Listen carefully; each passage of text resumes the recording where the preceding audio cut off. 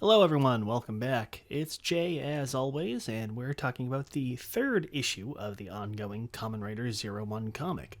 It has been a lengthy absence since the second issue, so last time on Kamen Rider Zero One, our faithful hero, Aruto, and his robot sidekick, Izu, have been in a prolonged conflict with Ragnarok, a mysterious pseudo-rider entity that has arrived to try and kill Zero One and all riders for reasons currently unspecified. After some attempts to improve Aruto's image, Ragnarok has busted into Hedon Corp's headquarters and has laid waste to the building. Aruto and Izu have barely escaped, but resulted in the tower being near completely destroyed. And that's where we pick up right now. So, quick recap of the current issue. After Aruto and Izu escape and completely demolish the building in the process, and getting shit-talked by Ames yet again, Aruto has to deal with yet another weekly threat of being kicked out of the presidency, which results in the two deciding to finally investigate the whereabouts and origin of Ragnarok. Izu discovers that the leftover cells remaining from the destroyed Maja are still sending out a signal, and the two trek into a mysterious facility deep in the forest. The system identifies itself as the Apocalypse System, a special program set up by an unknown figure, presumably Aruto's grandfather, as a sort of doomsday protocol, designed to keep a record of all Kamen Riders in order to ensure that they were to exist beyond the extinction of humanity, to keep protecting the Earth for all eternity.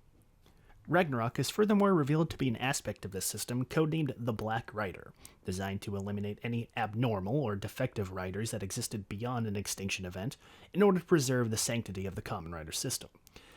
However, due to an intense solar flare generated by the sun, the Apocalypse system was activated accidentally. This resulted in Ragnarok's activation and subsequent disconnection from the system, allowing him to develop sentience and beginning a plan to destroy all Kamen Riders, not just defective ones, for his own mad pleasure, scheming in the background and deliberately leading Aruto and Izu here in order to obtain the 1000 key, a progress key representing the combined data of all Kamen Riders, which he plans to utilize to gain ultimate power and fulfill his goal. Aruto and Izu are able to fight him to a standstill and hold him off, briefly discovering his weakness to organic objects, but unfortunately it's not enough, and the issue ends with one final cliffhanger, with Ragnarok gaining the 1000 key and achieving his final form, preparing to bring about Doomsday as planned. So overall, I like this one a little bit more than the previous issue. The second one was fine with the little training simulation thing and the flashback, but it felt like a little bit of wasted space and wasn't fully utilized to its potential. Here, the opening segment with them finishing their escape and the grilling from the vice president is a little dull, but it's quickly wrapped up, and then we get into full plot. I do like that we finally get an origin for Ragnarok. We finally get a solid explanation for what the hell he is.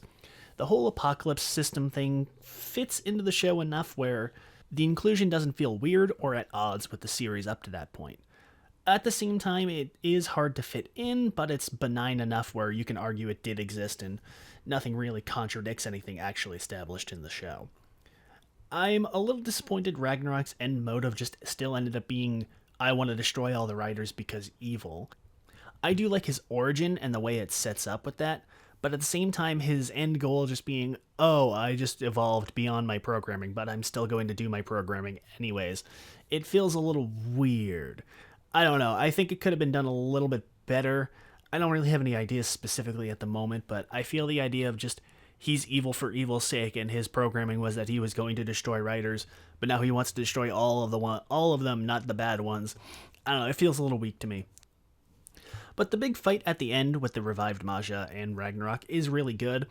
Aruto definitely shows some growth from the previous issue in the training arc, where he actually starts using strategies and starts playing against Ragnarok's attacks.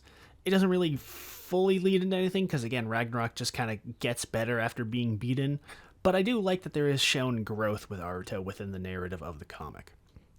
As for the art, it's both better and worse in certain areas. The human characters look a little worse in some of the panels, especially in the first segment.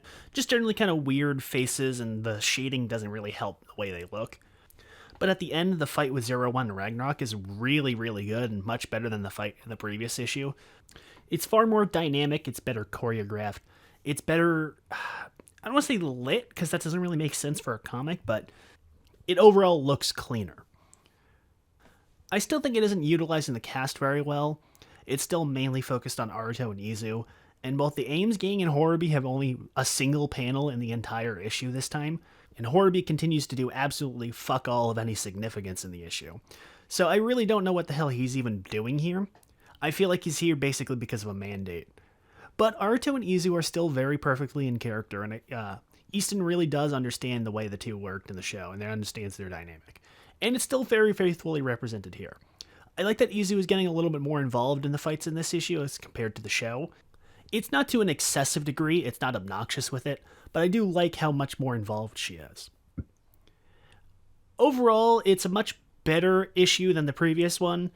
It's kept a very consistent level of quality, and I'm excited to see where the final issue ends up and how things wrap up. Overall, it's again still going good. I would keep recommending it. And I will see you all allegedly in May for the final issue, and we'll give my final thoughts then. As for now, enjoy your day.